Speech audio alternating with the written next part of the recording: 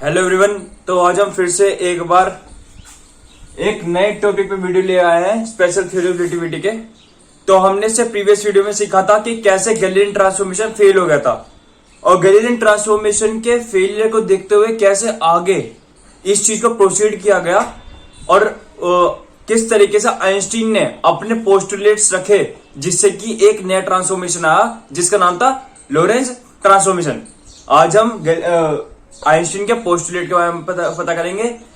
ये पता करेंगे कि गैलीलियन जो था गैलीलियन ट्रांसफॉर्मेशन वो क्यों फेल हुआ और इससे अगली वाली वीडियो में मैं आपको पूरी लोरेंज ट्रांसफॉर्मेशन बताऊंगा और उसकी डेरिवेशन बताऊंगा। तो आज की वीडियो में मेन चीज हमारा क्या है कि गैलीलियन ट्रांसफॉर्मेशन क्यों फेल हुआ और हम आइंस्टीन के पोस्टुलेट जो ने दिया हम उसकी बात करेंगे। ठीक है, देखिए स्पेशल थ्योरी ऑफ रिलेटिविटी में गैलीलियन ट्रांसफॉर्मेशन मैंने आपको बताया था कि इसमें जो वेलोसिटी है वो वेरिएंट आ रही है लेकिन एक्सेलेरेशन जो है वो इनवेरिएंट आ रहा। लेकिन ऐसा कभी पॉसिबल हो नहीं सकता। आप खुद सोचिए, एक पार्टिकल है उसकी वेलोसिटी तो चेंज हो रही है लेकिन उसका एक्सेलेरेशन नहीं चेंज हो रहा। ऐसे कैसे हो जाएगा भैया? देखो हमने ये तो पढ़ाई है, a is equal to delta v by t. यही तो होता है acceleration, change in velocity upon time. और अगर चेंज इन वेलोसिटी हो रहा मतलब v minus u upon t, आप ये भी कह सकते हो। चेंज इन वेलोसिटी हो रही है मतलब वेलोसिटी में चेंज आ रहा, साफ सीधी बात है एक्सेलेरेशन में चेंज आएगा। अगर वेलोसिटी यूनिफॉर्म है तो एक्सेलेरेशन क्या होगी? जीरो। सही बात है नहीं? ठीक है, कोई दिक्कत नहीं। अब देखिए गैलीलियन ट्रांसफॉर्मेशन क्यों फेल हुआ। देखो ये सबसे बड़ा रीजन था इसका कि वेलोसिटी जो थी वो क्या थी? वेरिएंट। और एक्सेलेरेशन क्या थी? इनवेरिएंट। गैलीलियन ट्रांसफॉर्मेशन जो है ना वो स्पीड ऑफ लाइट के लिए नहीं बना। अब कोई भी पार्टिकल स्पीड ऑफ लाइट से जा रहा है तो वो वहां पे उसकी कंडीशन फेल हो जाती है। पता कैसे? देखिए, अब देखिए आप इसका लॉजिक समझिए कैसे हो जाती है फेल। देखिए मैंने आपको गैलीलियन ट्रांसफॉर्मेशन में और अगर आपने मेरी प्रीवियस वीडियो नहीं देखी गैलीलियन ट्रांसफॉर्मेशन के ऊपर तो आपको ये वीडियो कोई भी समझ में नहीं आने वाली। मैंने आपको बताया था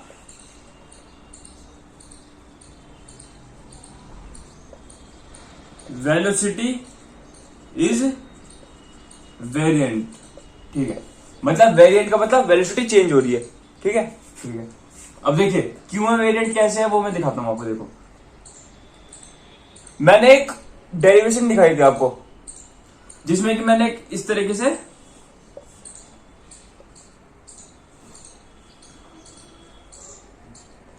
एक फ्रेम ऑफ रेफरेंस लिया था। आप देख लीजिए, चेक कर लीजिए मेरे डेरिवेशन मैंने आपको ये सब दिखा रखी है। ये ऐसे S dash frame of reference है। एस फ्रेम ऑफ रेफरेंस हमेशा क्या रहता है? रेस्ट पे। एस डैश पे रहता है मोशन में। मोशन मतलब एक यूनिफॉर्म वेलोसिटी चलता और वो यूनिफॉर्म वेलोसिटी का नाम है v।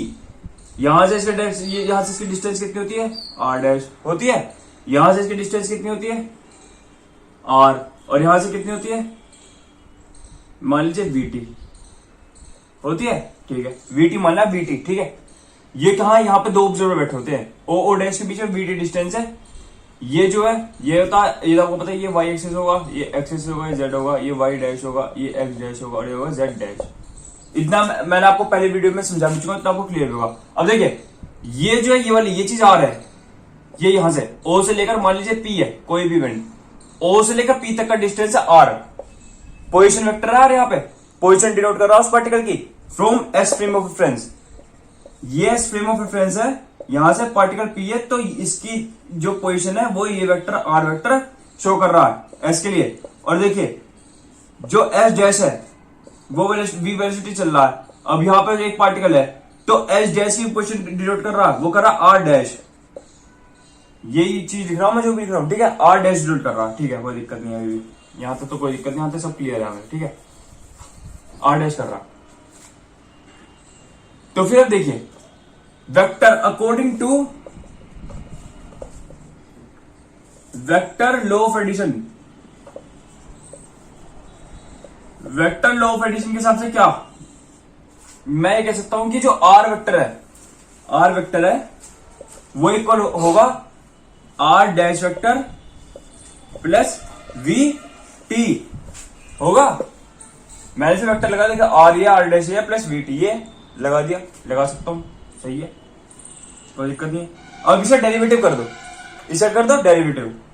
तो मैंने यहां पे कर दिया D R by D T. देखिए ध्यान से देखना, D R dash by D T plus D we T by D T कर दिया, कोई दिक्कत यहां तक नहीं है। अब मैं D R dash by D T को क्या लिख सकता हूं, एस फ्रेम में पोजिशन वेक्टर एस फ्रेम में आर वाला आर वेक्टर जो है, ठीक है, इसे मैं क्या लिख सकता हूं, मैं मान लो मैं लिख रहा हूं यू, तो इसे मैं क्या लिखूंगा, डी आर डैश पे डी टी डैश है, सॉरी टी डैश, भैया S dash frame of reference के लिए, एस फ्रेम ऑफ रेफरेंस के लिए।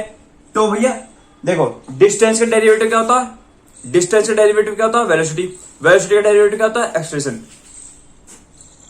पोजीशन का डेरिवेटिव कितना हो गया, वेलोसिटी, इसका डेरिवेटिव कितना हो गया, यू डैश प्लस वी ले लो common, D T by D T कितना हो गया, 1। ये हमारे पास जो भी है ये कहीं देखिए। अब मैं कह रहा हूं आपसे कि पार्टिकल की वेलोसिटी जो है वो स्पीड ऑफ लाइट के इक्वल है। पार्टिकल की वेलोसिटी, मेरी बात को ध्यान से सुनना, पार्टिकल की वेलोसिटी स्पीड ऑफ लाइट के इक्वल है एस डैश फ्रेम से, एस डैश फ्रेम से स्पीड ऑफ लाइट के इक्वल है। तो मैं कहूंगा यू इक्वल टू क्या हो जाएगा, जब मैं यू डैश को सी पुट करूंगा स्पीड ऑफ लाइट के इक्वल, तो हमारा यू क्या हो जाएगा, सी प्लस वी।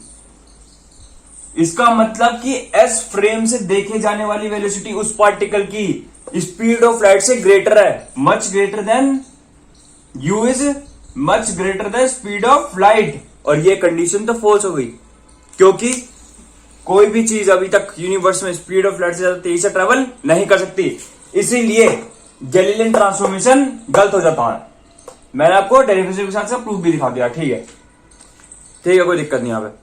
तो हम क्या कह सकते हैं, हम ये कह सकते हैं कि जो गैलीलियन ट्रांसफॉर्मेशन है ना, ये सिर्फ और सिर्फ लोअर वेलोसिटी के लिए ही एप्लीकेबल है। हाई वेलोसिटी जैसे कि स्पीड ऑफ लाइट तक के लिए, वहां तक के लिए एप्लीकेबल नहीं है। तो अब हम क्या क्या करें ऐसा जिससे कि वो स्पीड ऑफ लाइट तक, मतलब एक बॉडी वो स्पीड ऑफ लाइट जा रही है, तो उसके लिए भी हम उसकी पोजीशन डिनोट कर पाए कोऑर्डिनेट एक्सिस के हिसाब से, कोऑर्डिनेट एक्सिस की मदद से। तो हम उसे कैसे करेंगे, देखिए, तो उसके लिए आइंस्टीन ने दिए पोस्टुलेट्स। अब हम देखते हैं पोस्टुलेट को। यहां तक मुझे नहीं लगता आपको कोई दिक्कत होगी, क्योंकि ये चीज मैंने आपको प्रीवियस वीडियो में बताई है। यहां पे बस मैंने आपको ये बताया कि गैलीलियन ट्रांसफॉर्मेशन का फेलियर का असली रीजन क्या था। तो अब मैं क्या टॉपिक था कि मुझे बताना था आपको कि आइंस्टीन के पोस्टुलेट्स क्या है। पोस्टुलेट मतलब उसके एजम्पशन से एक तरीके से कह लो कि उसने ऐसा माना, और उसके मानने से ही आगे एक लोरेंस आया, लोरेंस ने अपना ट्रांसफॉर्मेशन दे दिया। उसने भी एक काम करा था, गैलीलियन और लोरेंस में बस एक ही डिफरेंस है कि गैलीलियन ट्रांसफॉर्मेशन लोअर वेलोसिटी के लिए माना जाता है और Lorentz transformation speed of light तक के लिए भी माना जाता है। समझ आ रहा है आपको? देखो, है ट्रांसफॉर्मेशन का मतलब क्या होता है, मैंने आपको पहले ही बताया, मैंने आपको बताया कि ट्रांसफॉर्मेशन पे अच्छी तरीके से फोकस करें। ट्रांसफॉर्मेशन का मतलब यह है to transform the coordinate of particle from one inertial frame to another inertial frame is called the transformation. वही गैलीलियो ने करा, वही लोरेंस करेगा, दोनों के डेरिवेशन अलग अलग है। मैं अभी आपको सिर्फ यहाँ पे आइंस्टीन के पोस्टुलेट बताऊंगा, उन्हीं से यूज करके लोरेंस ने अपनी ये सारे ट्रांसफॉर्मेशन करा। और वो मैं जो ट्रांसफॉर्मेशन लोरेंस ट्रांसफॉर्मेशन वो आपको मैं अगली वीडियो में दिखाऊंगा। तो आइंस्टीन के पोस्टुलेट क्या थे, आइंस्टीन पोस्टुलेट्स देखिए भाई, आइंस्टीन के पोस्टुलेट दो थे सिर्फ, बहुत इजी है। पहला पोस्टुलेट ये था, the fundamental laws of physics have same value for all inertial frame of references. ठीक है, मैंने क्या बोला, दोबारा रिपीट करता हूं। The fundamental value, the fundamental laws of physics have the same value for all inertial frame of references. देखिए मैं क्या बोल रहा हूं। पहला, मैं बस आपको यहां पे डेफिनेशन मैंने बोल दी है, आप देख लीजिएगा, मैं यहां पे एक्सप्लेन करूंगा सिर्फ। मैंने बोला कि जो फंडामेंटल लॉज होते हैं ना फिजिक्स के, फंडामेंटल लॉज क्या होते हैं, अरे फंडामेंटल लॉज मतलब न्यूटन के लॉज, जो न्यूटन के लॉज होते हैं, वो जो न्यूटन के लॉज होता है, देखो वो तो हर जगह लगते हैं, ठीक है, तो वो हर एक इनर्शियल फ्रेम में एप्लीकेबल है, उनकी सेम वैल्यू होती है। न्यूटन के लॉज, जैसे कि मैं कोई से भी फ्रेम ले लूं, मैं किसी भी फ्रेम में हूं, तो वहां पर देखे एक्शन रिएक्शन लेगा, जब तक एक बॉडी मोशन में है वो मोशन में रहेगी, रेस्ट पे जब तक उस पर एक्सटर्नल फोर्स ना लगे, यही है। और F इक्वल्स टू एम भी आप जानते हैं, ठीक है, कि किसी बॉडी पे फोर्स लगाओ तो वो उससे एक्सटेंशन होता है, ठीक है। तो फिर न्यूटन के जो लॉज होते हैं ना, ये सारे तीन के तीन लॉज जो हैं, ये इनर्शियल फ्रेम ऑफ रेफरेंसेस में सेम रहते हैं, इनकी वैल्यू सेम रहते हैं, ये चेंज नहीं होने वाले।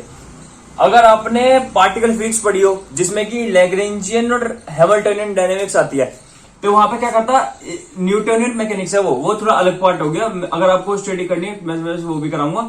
अगर आपको थोड़ा बहुत जानना तो मैं आपको यहाँ बता दे रहा हूँ क्या होता है। देखिए पार्टिकल है, इस पार्टिकल में फोर्स लगा, मैंने यहाँ पे फोर्स लगा तो एक्सटेंशन सफर करेगा, साफ सीधी बात है, ये किसी वेलोसिटी से मूव करेगा, इससे कुछ मोमेंटम होगा क्योंकि पार्टिकल कुछ कुछ मास होगा, ठीक है। इस पार्टिकल में कोई रुकावट नहीं हो रही, ठीक है, कुछ नहीं है, कोई दिक्कत नहीं है, बिल्कुल आराम से मूव कर रहा है, कोई दिक्कत ही नहीं है। लेकिन अगर एक सिस्टम ऑफ पार्टिकल्स है, देखो यही पार्टिकल है, इस पे मैं अगर इस तरीके से फोर्स लगाऊं तो ये रोटेशन सर्व करेगा, ओमेगा होगी एंगुलर वेलोसिटी, एंगुलर मोमेंटम होगा इसके अंदर, जिसे हम डिनोट करते हैं एल इस तरीके से। ये डॉट पता क्या शो करता है, डीएल बाई dt। जहां पे देखो आप एक मतलब अगर आप कभी भी हायर मैथमेटिक्स या हायर फिजिक्स समझ में जाएंगे तो आपको ये सिंबल जरूर मिलता है, ये एल, मैं कोई भी एल, मैं यहाँ पे एल जरूरी नहीं है, एल तो मैंने इसलिए लिया एंगुलर मोमेंटम के लिए, कुछ भी सिंबल मिल जाएगा। ए मान लो, अभी रैंडम के लिए ए सिंबल मान लो, ए सिंबल वेक्टर के ऊपर ये डी साइन लगा होता है डॉट का, इस डॉट का साइन होता है इसका derivative with respect to time. ये जो ध्यान रखना आप, ये बहुत अच्छी चीज है। मैं वैसे आपको बहुत चीजें पढ़ाऊंगा, मतलब कि वोर्टेक्स मैथमेटिक्स भी पढ़ाऊंगा, लेकिन ये बस मैं आपको बता रहा हूं कि जो देखिए न्यूटन के जो लॉज होते हैं ना, जो एक पार्टिकल पे लगते हैं वो सारे के सारे इनर्शियल फ्रेम ऑफ रेफरेंस पे लगेंगे। एक पार्टिकल पे जितने भी देखो पार्टिकल है, पार्टिकल को एनर्जी दी वो भागेगा, अपनी स्पीड से भागेगा, ठीक है, उसे में इनफाइनाइट। देखो एक देखो सुनो, एक इलेक्ट्रॉन है मान लो, ठीक है, ये जो इलेक्ट्रॉन है अगर मैंने इसे एनर्जी दी, आपको पता है कि अगर मैं इसे एनर्जी दूंगा, ये थोड़ा इससे अलग है थोड़ा, लेकिन मैं आपको फिर भी नॉलेज के समझा रहा हूं सिर्फ। अगर मान लो मैं इसे एनर्जी देता हूं तो जब ये एनर्जी ले लेगा ना, आपको पता तो कहां जाता है, हायर ऑर्बिट में छलांग मार देगा एकदम से। एक इलेक्ट्रॉन एनर्जी लेकर हमेशा हायर ऑर्बिट पे छलांग मारेगा और वहां तक ज्यादा देर तक स्टेबल नहीं रहेगा, यहाँ पे आकर ज्यादा देर तक स्टेबल नहीं रहेगा, फिर अपने कहां चला जाएगा, मेटास्टेबल स्टेट पे। मेटास्टेबल स्टेट पे आने के बाद ये यहाँ पर एक ऐसा टाइम आएगा जब ये नीचे आएगा ग्राउंड स्टेट में, तो ये एक और फोटोन एमिट करेगा, और वो जो फोटोन एमिट करेगा ना वो आपको दिखेगी विजिबल लाइट की फॉर्म में। और विजिबल लाइट कितनी रेंज में होती है, 400 नैनोमीटर से लेके 700 नैनोमीटर में, जितना भी मैं देख सकता हूं ना वो 400 नैनोमीटर से 700 नैनोमीटर के बीच की रेंज में, वेवलेंथ की रेंज में, ठीक है। तो देखो यहाँ पे क्या कंसेप्ट समझो, अगर मैं इलेक्ट्रॉन, देखो यहाँ पे थोड़ी बहुत क्वांटम मैकेनिक्स की बात हो जाती है, मैं अभी आके आपकी स्पेशल थ्योरी ऑफ रिलेटिविटी से ही क्वांटम मैकेनिक्स से लेक्चर लूंगा। अभी हम एक समझते हैं इस टॉपिक को, थोड़ा यहाँ से स्किप हो रहा हूं मैं, थोड़ा लग जा रहा हूं, लेकिन ये भी आपके लिए बहुत काम की चीज है अगर आप समझे तो। देखिए सुनिए, मैंने इस इलेक्ट्रॉन को एनर्जी दी एच म्यू, ठीक है, इस एनर्जी दी दौड़ा हायर स्टेबल से नीचे आया, कल एमिट कर दिया, ठीक है, कोई दिक्कत नहीं है, ठीक है। अब सुनिए, अगर मान लो कभी आपने सोचा कि अगर मैं से इनफाइनाइट एनर्जी दे दूं इलेक्ट्रॉन को, इनफाइनाइट एनर्जी का मतलब जो कि मेजर ही ना हो, इनफाइनाइट जो कि मेजर ही ना हो, इनफाइनाइट मतलब वही होता है जो कि मेजर ही नहीं कर पाए कोई, जो कि पता ही नहीं कितनी है। अगर मैं इलेक्ट्रॉन को इनफाइनाइट एनर्जी दे दूं ना, तो पता क्या होगा, ये इलेक्ट्रॉन खत्म हो जाएगा, मर जाएगा इलेक्ट्रॉन, इसका लाइफ टाइम क्या हो जाएगा, 0। तो ये ध्यान रखना, नोट कर लो इस बात को, ये आता है टॉपिक क्वांटम इलेक्ट्रोडायनेमिक्स में। मैंने आपको कहा था कि मैं थ्योरी ऑफ रिलेटिविटी और क्वांटम फिजिक्स एक साथ लेके चलूंगा। तो फिर यहां पर थोड़ा बहुत क्वांटम फिजिक्स का थोड़ा बहुत पार्ट आया है, जो मैं वैसे है तो नहीं, खैर फिर भी मैं समझा रहा हूं आपको क्योंकि मुझे एक साथ ही लेके चलना पड़ेगा। यहाँ पे देखो मैंने क्या कहा, दे दी मैंने इनफाइनाइट एनर्जी, लाइफ टाइम कितना हो गया, रिलेट करना सीखो, देखो कंसेप्ट बनाओ अपने, रिलेट करना सीखो चीजों को। क्या हो गया, लाइफ टाइम कितना हो गया, 0, कोई दिक्कत नहीं है, लाइफ टाइम 0 हो गया मतलब वो एग्जिस्ट ही नहीं है। वेल्डिंग करते हुए देखा किसी को, वेल्डिंग कर रहा है वो, उसने क्या दे दी, इनफाइनाइट एनर्जी दे दी, इनफाइनाइट एनर्जी इलेक्ट्रॉन को दे दी, क्या हुआ, इलेक्ट्रॉन स्पार्किंग थ्रू बाहर निकल गए, लाइफ टाइम क्या हो गया, 0। क्या वो एयर में ट्रैवल करेंगे, एयर में ट्रैवल करते ना तो अभी हम झटके लग रहे होते बिजली के, सही है। अब देखो ये तो आपको समझ में आ गया, ठीक है, कोई दिक्कत नहीं है। अब हम चलो, अब मैं ये वाली तो बात हमने बहुत कर ली है, खैर इससे थोड़ा अलग आता है, इस पे आ जाता है न्यूटन के लॉज पे। पहला पोस्टुलेट आप लिख लीजिए, the fundamental laws of physics are valid for all inertial frame of references. मैंने आपको समझा दिया कि न्यूटन के लॉ जितने भी थर्ड लॉ वो हर एक इनर्शियल फ्रेम के लिए एप्लीकेबल है। चाहे वो आइंस्टीन ने जूम करा था कि एक अर्थ की इनर्शियल फ्रेम है तो उसके लिए भी वो एप्लीकेबल है, क्योंकि आप अर्थ में देख लो कहीं भी आप फोर्स लगाओगे तो मोशन होगा ही होगा बॉडी का, ठीक है। कहीं भी आप एनर्जी देखोगे तो मोशन होगा बॉडी का, ऐसा नहीं है कि मोशन नहीं हो सकता। सेकंड हमारा सेकंड क्या है, सेकंड पोस्टुलेट क्या है, सेकंड पोस्टुलेट लिखिए। सेकंड पोस्टुलेट है कि the velocity of light in vacuum is independent, the velocity of light in vacuum is independent of the relative motion of source and observer. देखिए क्या कहना चाह रहा हूं मैं। सोर्स देखिए, पहले आप डेफिनेशन लिख लीजिए, मैं आपको दुआ बता देता हूं एक बार, फिर मैं आपको बस यहां पे एक्सप्लेन करूंगा कि मैंने क्या बोला। मैं लिखूंगा डेफिनेशन लिखूंगा यहां पे, the velocity of light in vacuum is independent of the relative motion of the observer and the source. क्या कहना चाह रहा हूं मैं, देखिए आप। सोर्स क्या होता है? सोर्स वो चीज होती है जिससे कि कोई चीज प्रोड्यूस हो रही है। सोर्स मतलब देखो भैया, आपने पढ़ा तो बहुत होगा क्वांटम मैकेनिक्स में, यंग डाइवर्सिटी एक्सपेरिमेंट की। भैया हमने ये देखो, ये एक मार्कर ले लिया, मार्कर को फेंका पानी में, किसी भी ऑब्जेक्ट को फेंक दो पानी में तो वो अपने अराउंड एक स्फेरिकल वेव फ्रंट बना देता, ठीक है, कोई दिक्कत नहीं। लीनियर कोई भी बॉडी हो तो वो अपने अराउंड एक स्फेरिकल वेव फ्रंट बना देते हैं। अब वो जो स्फेरिकल वेव फ्रंट निकल रहे हैं वो कहां से निकल रहे हैं? एक सोर्स के माध्यम से। सोर्स का उसे निकालने वाली चीज क्या है? बॉडी, जो कि उसके अंदर गई है, वही तो है सोर्स, ठीक है। अभी तक तो हमें कोई दिक्कत नहीं है, इतना समझ गए। तो ऐसे यहां पर सोर्स कह रहा हूं जहां से वो निकल रही है लाइट, सोर्स है जहां से लाइट निकल रही है। तो ये जो लाइट है ना, जब भी वैक्यूम में ट्रेवल करती है, वैक्यूम में क्या, अब देखिए मैं क्या कहना चाह रहा हूं। लाइट वैक्यूम से जो ट्रेवल करती है, ध्यान रखना, स्पेस है, मान लो ये है स्पेस, ठीक है। स्पेस में क्या है? ये सन, ये क्या है? हमारी अर्थ। ध्यान समझ में क्या कहना चाह रहा हूं। यहां से लाइट निकली और गई अर्थ पे, कहां पे ट्रेवल करी? वैक्यूम में। सन क्या है? सोर्स। अगर मैं यहां पे एक ऑब्जर्वर खड़ा कर दूं और ये भी इसके साथ मोशन में चल रहा है, लाइट के साथ ही, तो क्या इस ऑब्जर्वर की जो मोशन है, क्या वो इफेक्ट पाएगी इस लाइट पे? कुछ नहीं मानने की। सोर्स जितनी एनर्जी प्रोड्यूस कर रहा लाइट, वो उतनी करेगा, चाहे कुछ भी हो। सन, देखो सन में, आपने कभी सोचा कि सन में एनर्जी भी कैसे प्रोड्यूस हो रही है? ये भी बहुत बड़ी सोचने की बात है। यहां पे भी क्वांटम मैकेनिक्स का रोल आता है। न्यूक्लियर फिजन, और न्यूक्लियर फ्यूजन आपने बहुत अच्छे तरीके से पढ़ा। सन में हाइड्रोजन एटम क्या बनाते हैं मिलकर, और एक नया वो बनाते हैं मॉलिक्यूल, हीलियम, कार्बन, आर्गन, बहुत सारे मॉलिक्यूल बनाते हैं। क्या होता है? फिर वो सारे कोलैब होके एक रेडिएशन की फॉर्म में आते हैं। देखो सुनो, कोलिजन होता है, कोलिजन। बोम्बार्डमेंट होता है, जैसे हमने पढ़ा न्यूक्लियर फिजन में कि यूरेनियम से बोम्बार्ड करते हैं तो ट्रेमेंडस अमाउंट ऑफ एनर्जी निकलती है। ऐसे ही वो वहां पे फ्यूल है वहां पे। उसका जो कोर है ना, उसमें हाइड्रोजन है, वो आपस में जब रिएक्ट करेंगे H2 बनाते हैं, और जब फिर वो क्या करते हैं, एक ट्रेमेंडस अमाउंट ऑफ एनर्जी निकलती है। फिर वो सारा फ्यूजन का रिएक्शन चलते रहता है उनका, वो कभी खत्म नहीं होने वाला, ठीक है। खत्म होगा तो भी तो पता नहीं कितने बिलियन ईयर्स बाद, अभी नहीं होगा, ठीक है। तो वही चीज है कि अगर ये जो लाइट है, यहां पे सोर्स चल रहा है साथ, तो वो सोर्स ये देखेगा कि मेरे रिस्पेक्ट में तो लाइट बहुत तेज चल रही है। देखो, कभी ट्रेन देखा, कभी ट्रेन देखी है? एक ट्रेन ऐसे मूव कर रही है, एक ट्रेन मूव कर रही है। तो ये जो ट्रेन है ना, ये मान लो ये ए ट्रेन, यह बी ट्रेन। यहां पे थोड़ा बहुत रिलेटिव वेलोसिटी कंसेप्ट है, आप समझिए क्या कहना चाह रहा हूं मैं। ये ए ट्रेन है, बी ए ट्रेन जो है वो चल रही है 20 किलोमीटर प्रति घंटे के हिसाब से, और बी ट्रेन चल रही है 10 किलोमीटर प्रति घंटे के हिसाब से, ठीक है।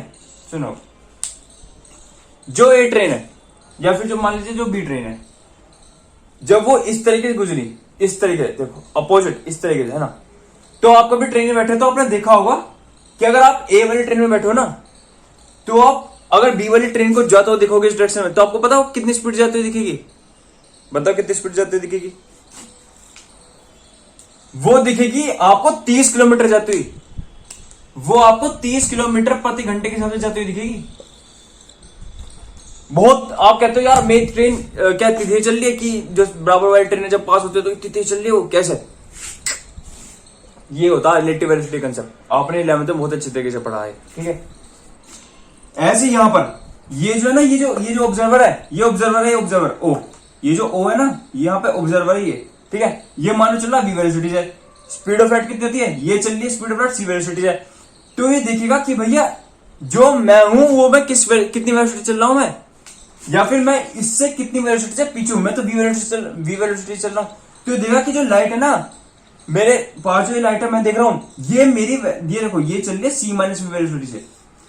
अपनी और मेरी वेलोसिटी घटा दो तो उस वेलोसिटी चल रही है, समझ रहे हो। तो इफेक्ट इस पाया ऑब्जर्वर के इमेजिन करने पे लाइट पे कुछ इफेक्ट आया, लाइट की वेलोसिटी चेंज हुई नहीं हुई। लाइट की वेलोसिटी कितनी आई, सी की सी। सोर्स सन जितनी एमिट कर रहा है न्यूक्लियर फ्यूजन से, कुछ दिक्कत आई इससे नहीं आएगी, वो तो हमेशा एमिट करता रहेगा, अर्थ पे आती रहेगी। तो यही दोनों पोस्टुलेट था आइंस्टीन के, जो वो लेके चला, और इन्हीं पोस्टुलेट की हेल्प से वो लोरेंस ट्रांसफॉर्मेशन में इस दोनों पोस्टुलेट यूज होते हैं। तो आज की वीडियो में बस इतना ही। अगर आपको वीडियो अच्छी लगी हो तो लाइक करें, शेयर करें, और आपने कुछ सीखा हो उस वीडियो से सब्सक्राइब करें चैनल को। Thank you.